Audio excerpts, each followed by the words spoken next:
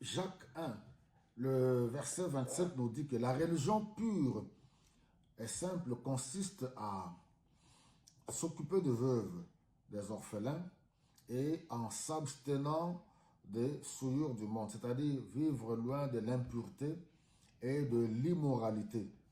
On peut, oui, se taper sur la poitrine, voilà, qu'on s'occupe des œuvres caritatives, des œuvres de bienfaisance, oui, mais quand on vit dans une vie de l'immoralité, toutes ces œuvres ne valent absolument rien. C'est pour cela, je vous ai dit la fois passée, que dans la religion est une bonne chose. Ou bien toutes les religions sont pareilles. Les religions aident les gens à pratiquer les bonnes œuvres. Mais regardez le mystère de Dieu. Dieu a fait de sorte que le salut ne soit pas accordé du fait qu'on pratique les bonnes œuvres. Le salut est accordé en Jésus-Christ. On a vu ça dans Éphésiens au chapitre 2, le verset 8 et 9. Si nous sommes sauvés, c'est par le moyen, c'est par la grâce de Dieu, par le moyen de la foi, et cela ne vient pas de nous, ce n'est pas à cause de nos œuvres.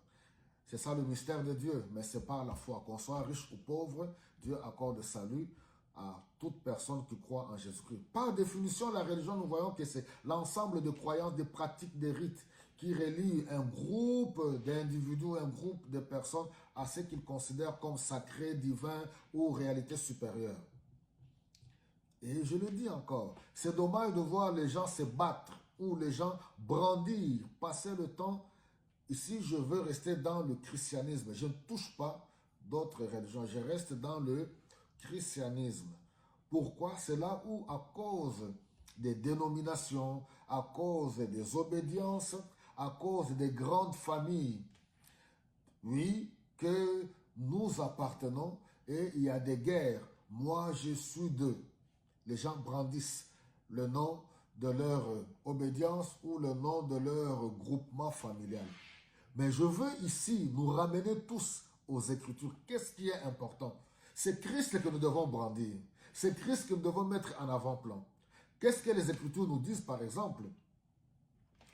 J'ai défini d'abord le mot chrétien. La première fois qu'on a appelé le mot chrétien a été cité dans la Bible, c'est dans Actes au chapitre 11, le verset 26 à Antioche. Pourquoi? Les gens ont vu la manière de vivre de ces gens-là ressembler à Christ. C'est ça être chrétien. On n'est pas chrétien de nom, on n'est pas chrétien à cause du nom de notre église ou de notre communauté ou de notre groupement familial.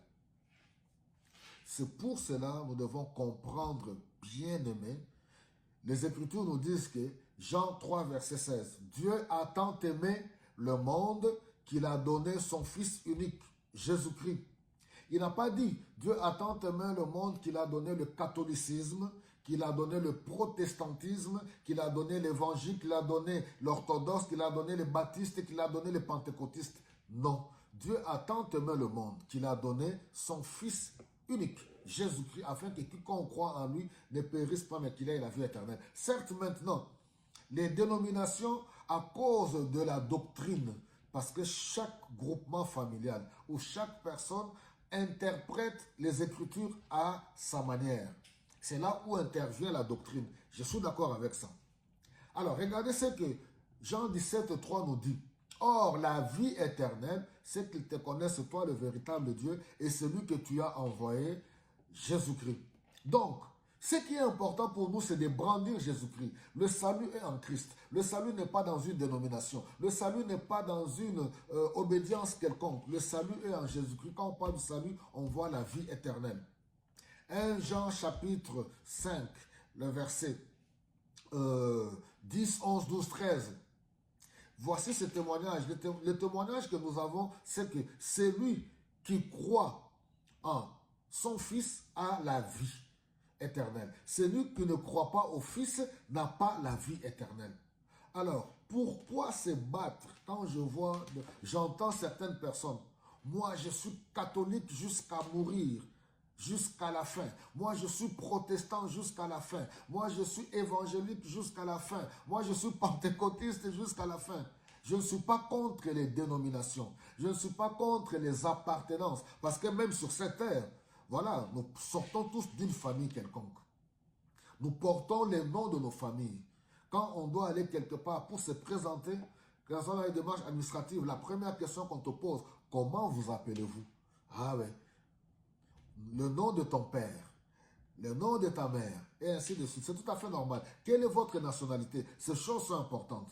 Mais ici, par rapport à la foi chrétienne, par rapport au salut, c'est que nous devons brandir, c'est Jésus-Christ. Alléluia. Moi, je suis content de dire que oui, Jésus-Christ, je brandis Jésus-Christ qui est allé à la croix mourir pour mes péchés. Ce n'est pas ma religion qui est allée à la croix. Ce n'est pas le nom de mon groupement religieux qui est allé à la croix. Ce n'est pas mon pasteur. Ce n'est pas mon prêtre.